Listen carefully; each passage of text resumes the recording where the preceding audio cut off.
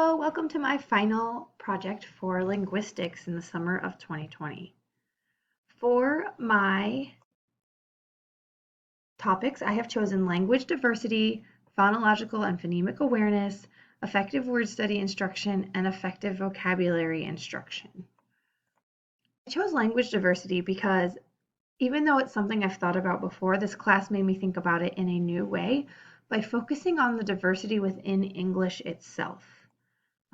I really feel that it's easy to assume that language diversity is limited to people who speak different base languages, such as French, Spanish, and English.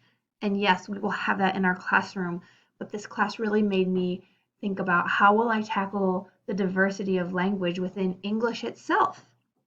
And we watched a video at the beginning of the semester about dialects across the United States, and that really opened my eyes to this concept, and it was something I spent the rest of the class much more aware of. And then there was an article about an anti-bias classroom from the Teaching Tolerance website that just really, I'm losing control, struck home with me about how we need to understand that even among English speakers, there's a wide range of backgrounds, experiences, and different forms of language use, and that's okay, even as we work towards a common goal of using language in a similar fashion in our classroom. There were three terms that really stuck out to me, although language diversity has a lot of terms. One of the things that stuck out to me was syntax.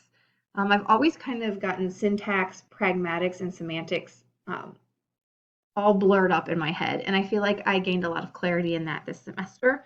So syntax, talking about how a language arranges words within a sentence or a phrase. So now when I think of syntax, I can realize that that means, in English, we use verbs, nouns, adjectives in a certain order. In Spanish, they flip it around and they often will say, dog, black, or something like that, Pedro Negro. And I guess I hadn't really thought about that much before, but I feel like it's going to help me if I am dealing with a ESL or ELL student and they are continually having syntax struggles. I can understand that it's not because of an intelligence issue, it's because of a background and a language diversity issue. Pragmatic stuck out to me because I want to work with middle grade students, and I feel that they are at a very pragmatically diverse stage. They are using one set of language with their friends, slang, different even physical gestures when they speak than they would if they were giving a presentation, speaking to a parent in trouble with the principal, or even talking to a sports coach. And I think that at those middle grades is when you can really start to point that out to them specifically and provide some extra instruction in pragmatics and how that creates diversity in the way we use and work with language. And then the other thing that came through to me was this code switching. I really feel like if we begin to look at language diversity as a strength instead of a weakness, oh, you do not use the proper English I'm desiring, you must not be intelligent, and instead we begin to see the strengths that come with this, we can succeed as teachers. And so code switching to me really struck out as a way to frame this in a positive light. Wow, this student might not have mastered the English that I'm trying to teach, but they are being able to pick between the language that they've been exposed to at home and the language I'm exposing them to at school. And they're beginning to pick and pull and switch back and forth in those settings. And that's amazing. And so I just really connected with the idea of code switching as a strength of our students. In the classroom, the Teaching Tolerance website really suggested using open-ended questions to assess knowledge. I think that this is very important, especially when you are not specifically assessing vocabulary or grammar. If you're assessing science or social studies or mathematics, understanding that our diverse speakers might have different ways of wording their answer and still be correct. And that open-ended question gives that opportunity. I feel it's important to let those linguistically diverse students know they're smart and valued.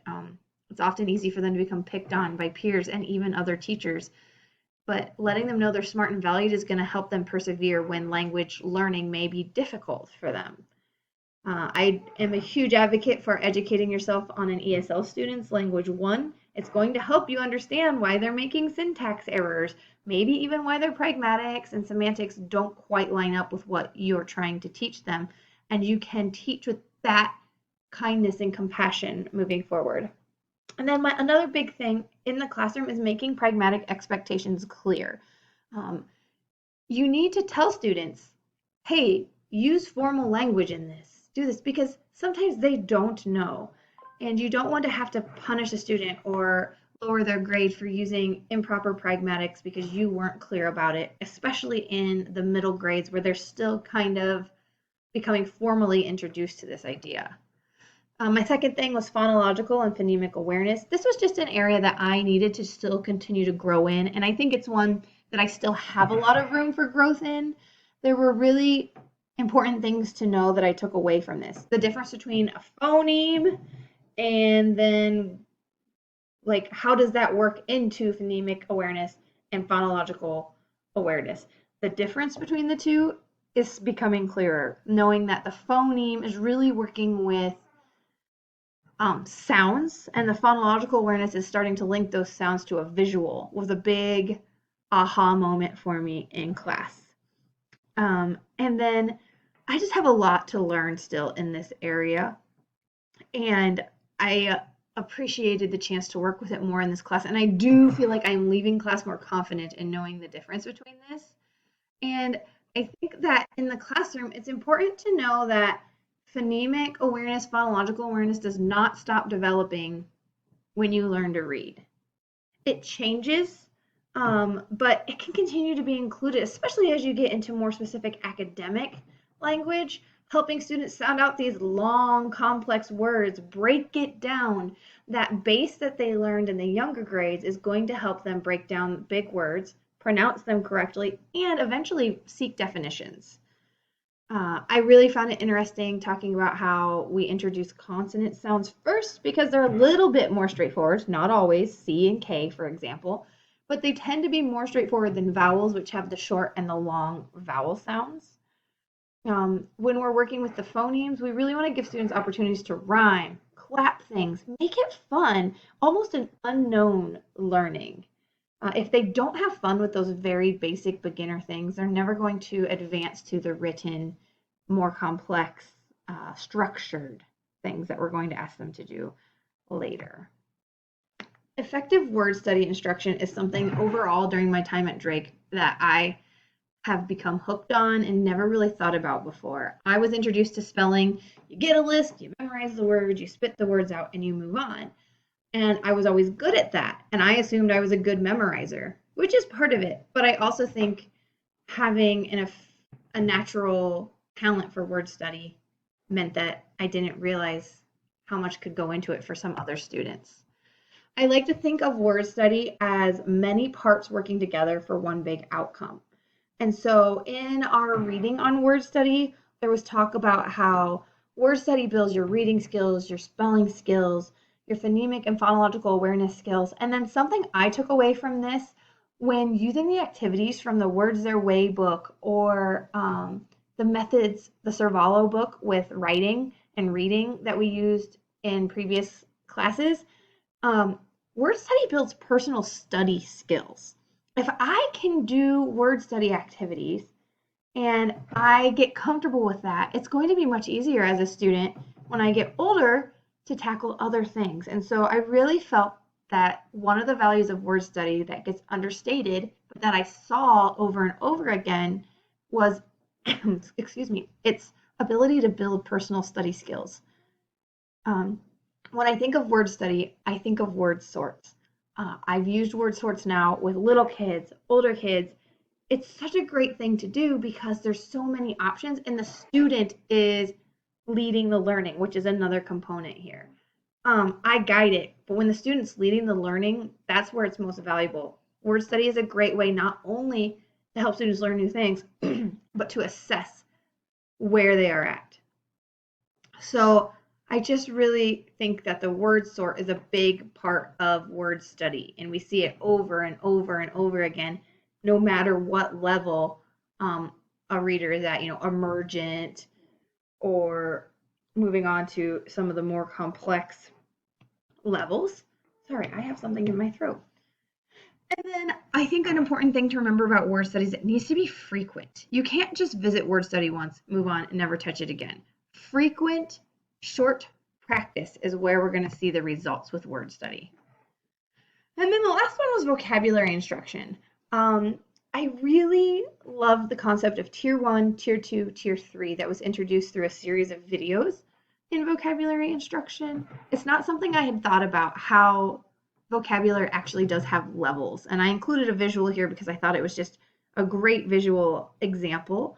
But those Tier 1s are those common first words that students need to get and that kids get. And I think about how even they're used as benchmarks within the medical community. You know, is your child saying mom? Are they saying dad?